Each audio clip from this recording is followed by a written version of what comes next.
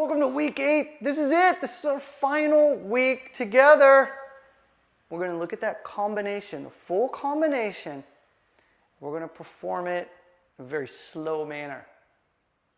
Everything we've done up until now, including what you were focusing on last week with that extra conditioning, is for today. By now, you should have a very good awareness, a better understanding of your body, what it can do, maybe some of the things that you need more work on. But I'm sure that having gone through this process, you're a better person for it. Focus on making movement beautiful. Working out, that's what we're wanting to do. We all love to work out.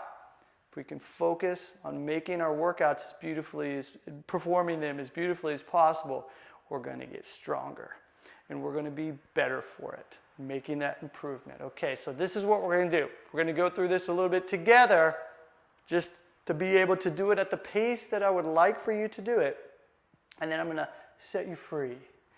And what you'll be able to do is perform this combination for a set period of time without stopping, no breaks. The purpose of this week is to set a timer, performing this flow without counting repetitions, just moving through each part of this combination, making it as beautiful as possible. Remember, work at your own pace. What I'm showing you doesn't mean that you need to do exactly what I'm doing. If you need to take it down a level or 2 or 3, it's perfectly fine.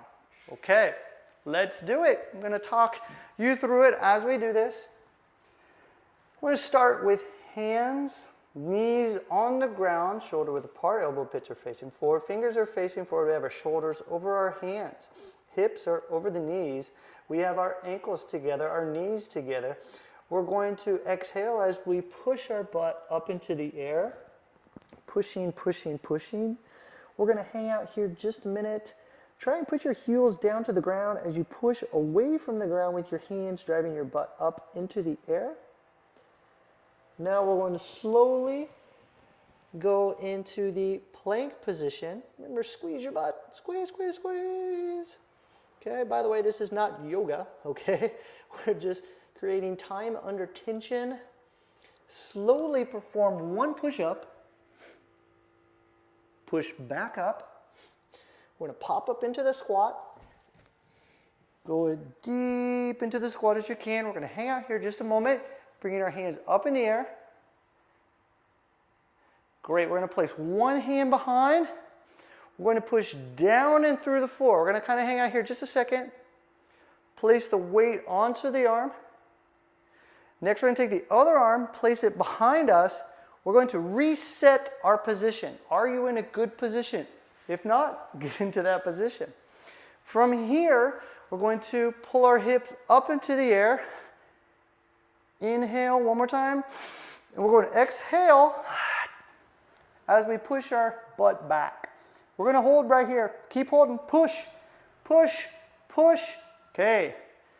Bring the hips forward once again. We're going to bring the opposite arm up, loading and pushing away from the ground so we can get into the squat position once more. We're going to go back, take the same hand back, loading this arm. Hang out here just a second, pushing down and away from the ground. We place the opposite hand on the ground. Fingers are facing out, pulling our hips up into the air. We inhale. We exhale, pushing back. Hold here. Keep pushing. Lock those arms out. Pull the hips forward. Hand forward. Push away from the ground. We're in this squat. From here, hands go to the floor, shoulder width apart. We're going to pop back into the plank position. Pushing down and away from the ground, we drive our butt up into the air. Exhale, push, push, push. And we can repeat the process. All right. So, probably not as fast as you've been doing it.